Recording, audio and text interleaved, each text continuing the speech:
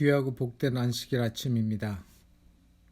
오늘은 시편 20편의 말씀을 함께 읽으면서 그 말씀의 의미를 살펴보는 시간을 함께 가지려고 합니다. 시편 20편은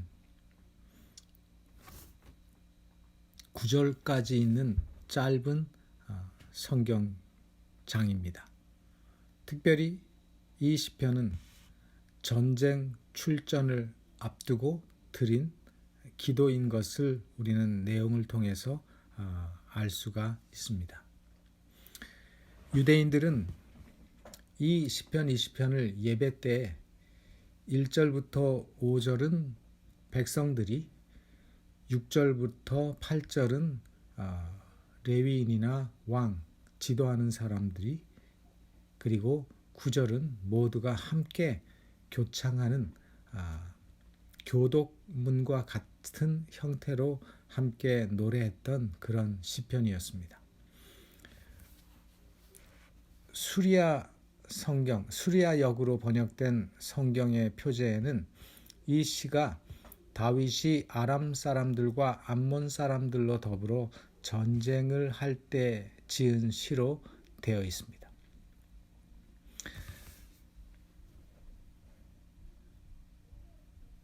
이 아람 사람들과 암몬 사람들과 전쟁을 할 때, 그때가 어떤 때였는가?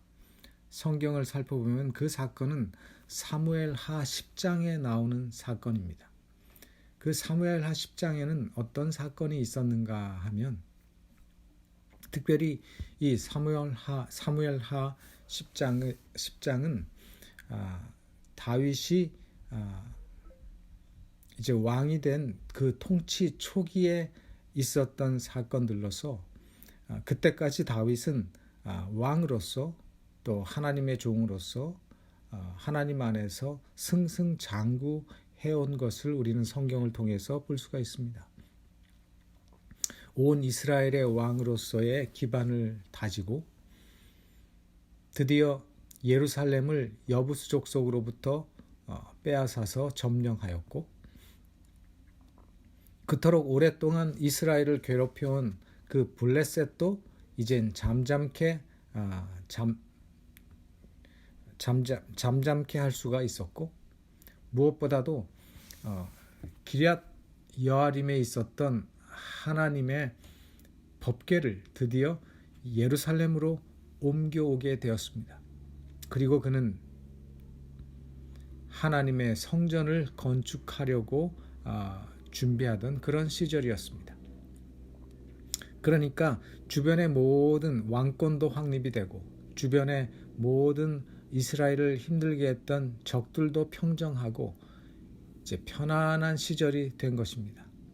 이런 때에 주변에 암몬 자손의 왕이 죽고 그 아들 하논이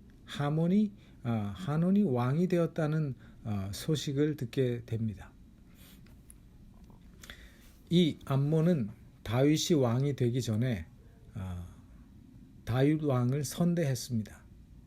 그래서 이 다윗은 그와 친분이 있었던 이 암몬 왕이 죽었다는 소식을 들었기 때문에 조문 사절단을 보내서 그 암몬 왕의 죽음을 문상하기를 원했던 것입니다.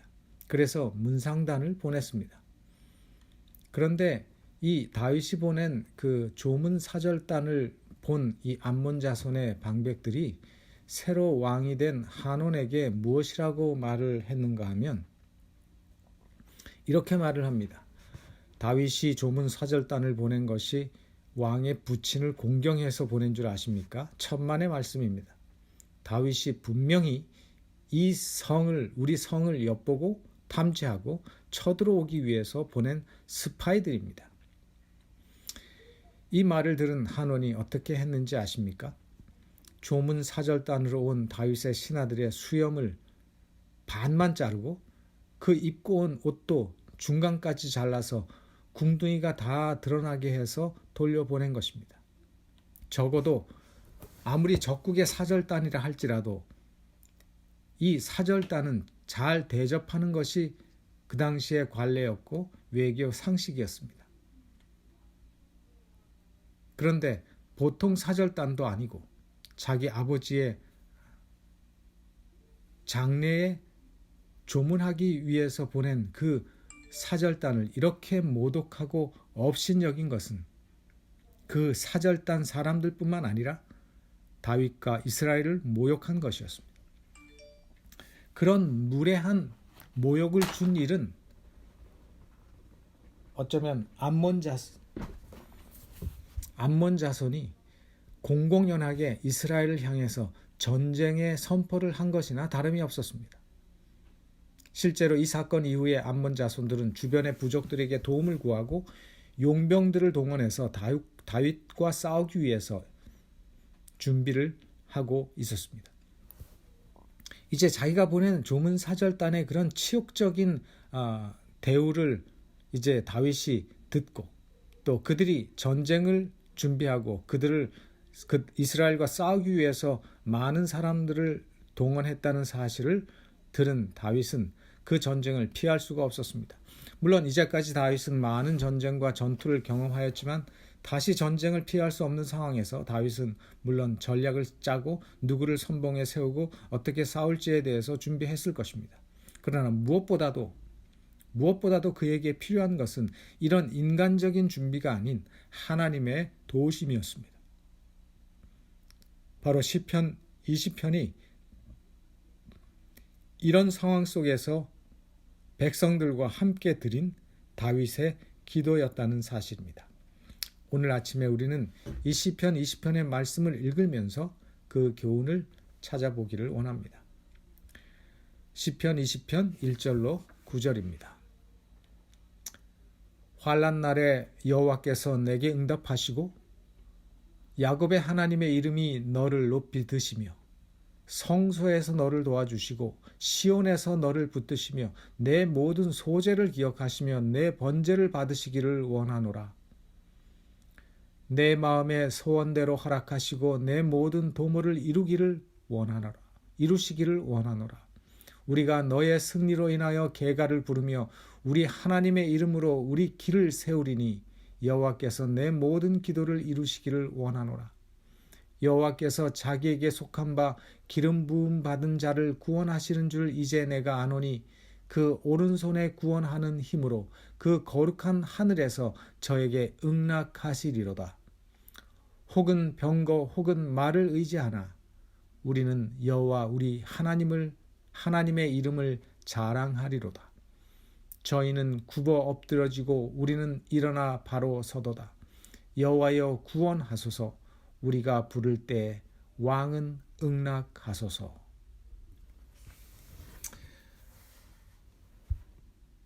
이 말씀을 여러분들이 많이 읽으시기를 바랍니다. 1절을 보면 이 시편 20편은 응답에 대한 하나님께서 그들이 드리는 기도의 응답에 대한 확신으로 이 기도를 시작합니다. 환난 날에 여호와께서 네게 응답하시고 야곱의 하나님의 이름이 너를 높이 드시며 전쟁을 하기 위해서 출전하기 전에 다윗과 온 백성들은 힘을 모아서 기도하는데 바로 출전하는 장군들과 출전하는 왕을 위해서 백성들이 기도하는 것처럼 기도합니다.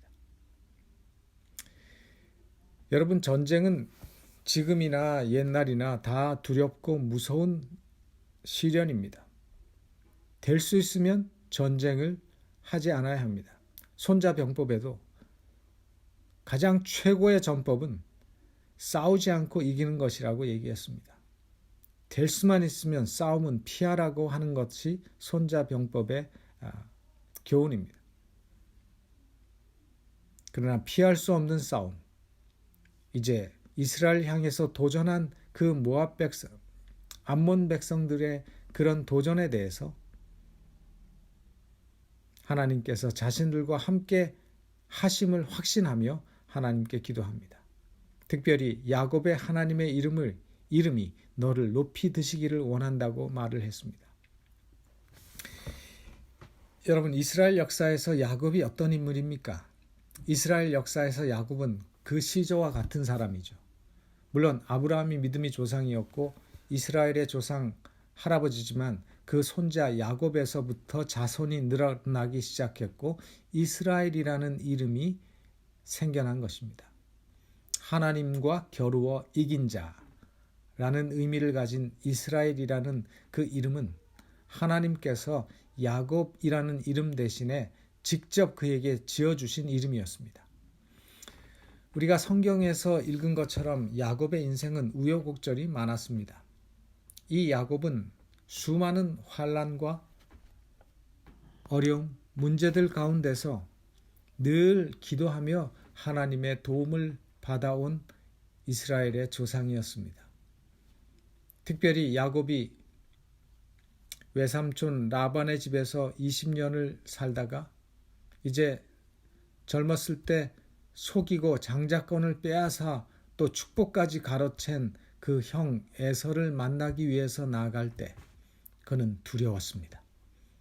그 형 에서가 자기를 어떻게 대할지, 복수하지는 않을지 그 두려움 속에서 그는 하나님의 도우심을 간절히 바랐습니다. 그리고 하나님 앞에서 밤을 새도록 야복강가에서 기도할 때 하나님께서 그에게 나타났습니다. 그는 하나님의 그 천사를 붙잡고 하나님이 함께 하시고 하나님이 축복하시지 않으시면 제가 절대로 놓지 않겠습니다 하며 하나님께 끈질기게 탄원하며 매달렸습니다. 그는 환도뼈가 위골되는 그 고통 속에서도 하나님을 찾고 하나님을 구한 그것 때문에 하나님께서 그에게 이스라엘이라는 이름을 주셨습니다. 승리자, 하나님을 향한 그의 끈질기고 간절한 열정에 하나님께서 감동하셨습니다. 그리고 그의 이름을 이스라엘로 바꾸어 주신 것입니다. 바로 야곱의 하나님의 이름을 언급한 것은 바로 이런 승리를 주실 것을 그들이 기대하고 선포하는 것입니다.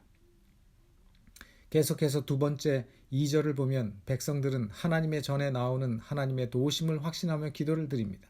성소에서 너를 도와주시고 시온에서 너를 붙드시며,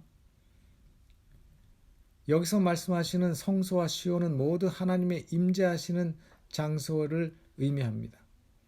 하나님의 임재의 자리에서 하나님을 찾고 우리는 기도해야 하는 것입니다. 이렇게 할 때 우리가 변화되고 하나님의 힘이 우리에게 이길 힘을 주시는 것입니다. 우리는 바로 이 힘을 가지고 하루하루를 믿음으로 살아가야 하는 것입니다. 바로 하나님의 임재를 경험하기를 구하시는 여러분이 되시길 바랍니다. 성소에서 너를 도와주시고 시온에서 너를 붙드십니다. 하나님의 계신 곳에, 하나님의 임재가 있는 곳에 능력이 있는 것입니다. 그 하나님을 우리의 삶 속에 매일매일 모시고 살아가는 사람들은 능력이 있는 사람들입니다. 셋째로 백성들은 하나님을 예배하는 사람들이 승리자임을 선포합니다. 3절, 내 모든 소재를 기억하시며 내 모든 번제를 받아주시기를 원하노라. 여러분, 소제와 번제는 희생 제사로 드려지는 제사였습니다. 옛날의 제사를 오늘날로 말하면 예배와 같다고 말할 수도 있을 것입니다. 특별히 이 소제와 번제, 그 당시에 하나님께 성소에서 드렸던 이 희생 제사들은 그 말에서 표현하듯이 어린 양의 희생을 통해서 드리는 바로 피의 제사였습니다. 그 희생 제사에서 희생된 어린 양은 모두가 예수 그리스도를 상징하는 것이었습니다. 다시 말해서 예수 그리스도의 보혈의 공로로 드리는 예배와 기도인 것입니다.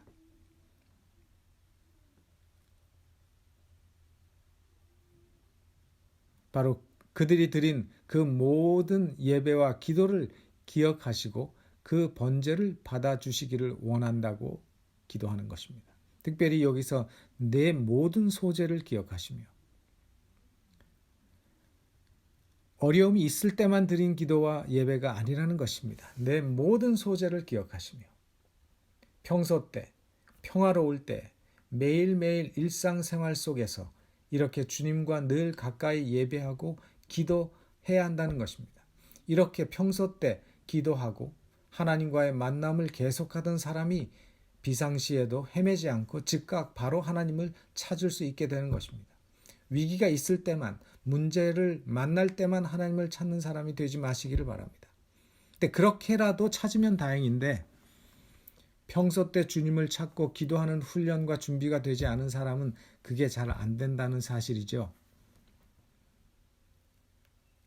4절의 말씀도 내 마음의 소원대로 허락하시고 내 모든 계획을 이루어 주시기를 원하노라.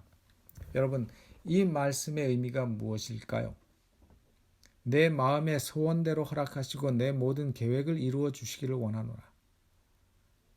바로 우리의 소원이 하나님의 마음과 합해질 때 그 소원이 이루어지는 것입니다. 우리의 모든 계획이 하나님의 생각과 같아질 때 하나님께서 그 소원대로 허락해 주십니다. 그러니까 이 말씀은 기도하는 사람들의 마음이 하나님의 마음에 맞추어져 있다는 것입니다. 항상 하나님의 뜻을 가슴에 품고 그것이 자신의 소원과 일치하게 하고 기도하는 사람의 기도가 응답이 안 되겠습니까? 당연히 하나님께서 그들의 기도를 응답해 주실 것입니다. 왜냐하면 그 기도는, 그들의 소원은, 그들의 계획은 하나님의 뜻과 합하고 하나님의 뜻과 같기 때문에 하나님께서 그 뜻을 이루어지기를 원하시는 것입니다.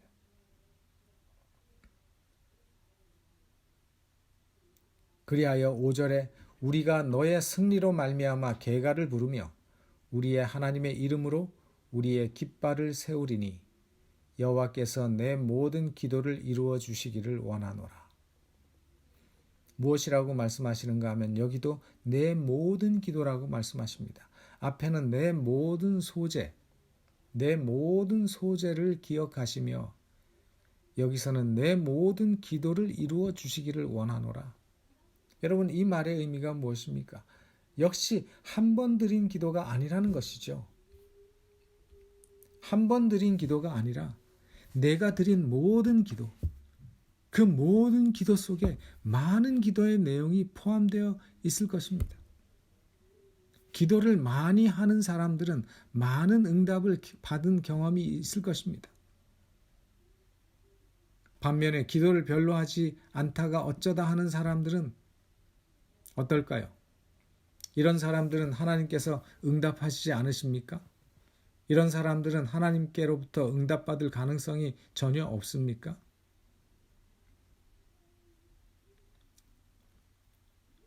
이 문제에 대해서 많은 사람들이 오해합니다. 그렇지 않습니다. 우리 하나님은 많이 기도한다고 많이 응답해 주시고 어쩌다 가끔 기도한다고 응답도 잘 안 해주시는 우리 같은 마음을 가지신 분이 아니십니다.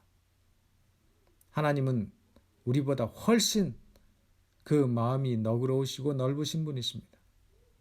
하나님은 우리의 필요를 아시고 우리의 기도를 응답해 주십니다. 어떨 때는 우리가 전혀 기도하지 않아도 하나님께서 우리의 소원을 이루어 주시는 일도 많습니다. 이것이 바로 하나님의 선하심입니다. 이것이 바로 하나님의 자비하심입니다. 그래서 우리 하나님을 우리는 은혜로우시다라고 말씀하는 것입니다.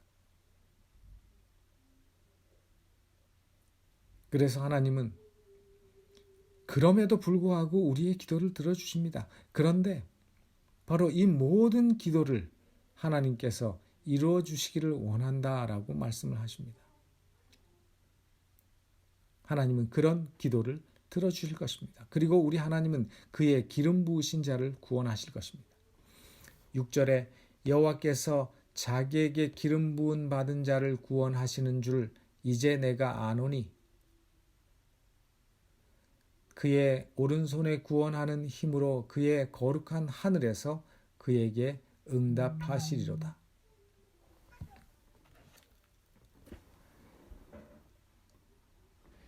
여러분, 기름 부으신 자라고 하는 뜻은 선택하신 자, 하나님의 지도자로 세우신 자, 하나님의 특별한 목적을 위해서 구원하신 자라는 의미를 가지고 있습니다. 하나님께서는 당신의 이름을 위하여 그 기름 부음 받은 자, 하나님이 세우신 자, 하나님의 특별한 목적을 위해서 구별하신 그 선택한 자를 구원하시고 지켜주신다고 약속하십니다. 우리는 이 말씀을 많은 곳에서 확인할 수 있습니다. 그래서 우리가 어제 저녁에 읽은 민수기의 말씀 속에서도 이스라엘 백성들이 광야 40년 동안 그들이 하나님을 끊임없이 원망하고 배반했어도 하나님께서 그 조상에게 약속하신 그 약속을 지키시며 신실하게 그 백성을 구원하시고 당신의 이름을 위해서 그 백성을 가나안으로 인도하시는 모습을 보는 것입니다. 그러므로 우리는 이 세상의 힘이 아닌 하나님을 의지하는 백성들이 되어야 합니다. 하나님을 의지할 수 있는 백성이 되기 위해서 어떤 사람들이 하나님을 의지하는 백성들이 됩니까? 가만히 그 말씀을 생각해 보면 하나님을 의지할 수 있기 위해서는 자신이 겸손해져야 합니다. 우리가 겸손하지 않으면 절대로 하나님을 의지할 수 없습니다. 그래서 어떤 사람들은 얘기하죠. 신앙하는 사람들은 다 조금 모자라는 사람이라고요. 다 혼자 살 수 없는 사람이라고. 뭐 자기 혼자 못해서 누구를 의지하고 누구를 믿느냐고. 그렇게 나쁜 말을 하기도 합니다. 사실입니다. 하나님을 의지할 수 있기 위해서는 겸손해져야 합니다. 우리가 겸손하지 않으면 절대로 하나님을 의지할 수 없습니다. 우리에게 하나님 말고 다른 믿는 구석들이 있으면 하나님을 의지하는 것이 힘들어집니다.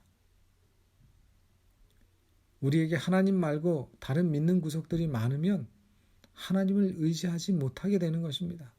우리는 조금만 힘이 생기면 그것들을 의지합니다. 우리는 조금만 배웠다고 생각하면 그 얄팍한 지식을 의지합니다. 우리는 조금만 다른 사람보다 더 많이 벌면 그것을 믿고 교만해집니다.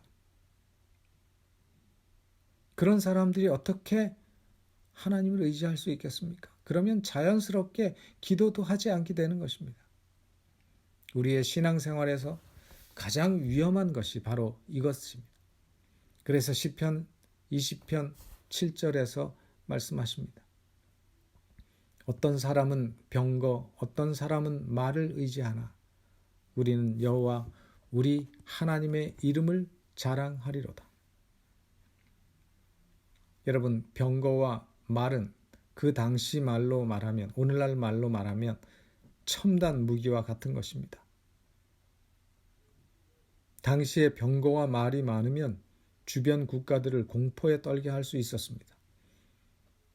이런 병거와 말이 많은 강대국들은 그 군사력을 믿고 교만하기 때문에 절대로 하나님을 의지하고 하나님을 바라보지 않았습니다.